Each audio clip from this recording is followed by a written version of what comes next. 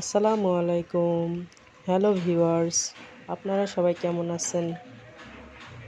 আমরা তো আল্লাহর রহমতে ভালোই আছি। তো আজকে আমি আপনাদেরকে দেখাবো পাবদা মাছ রান্না। আসলে আমি আমার মতো করে রান্না করি সেটাই আর কি আপনাদের সাথে শেয়ার করতেছি। এখানে পাবদা মাছ ভালো করে লবণ দিয়ে পানি দিয়ে ধুয়ে পরিষ্কার করে নিয়েছি এবং সঙ্গে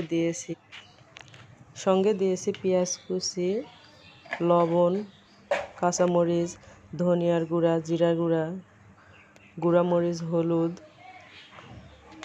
আর দিয়ে দিব পরিমাণ মতো তেল।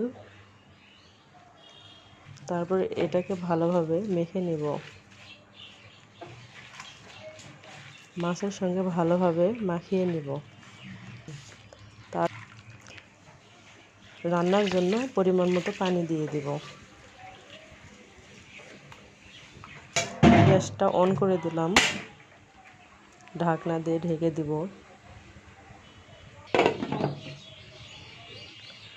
সুন্দর মতো রান্না হতে থাক, তারপর আপনাদের ফাইনাল লুকটা দেখাবো। এই যে হচ্ছে আমার পাবদা মাছের ফাইনাল লুক। দেখতে খুবই লোভনীয় লাগতেছে, তাই না?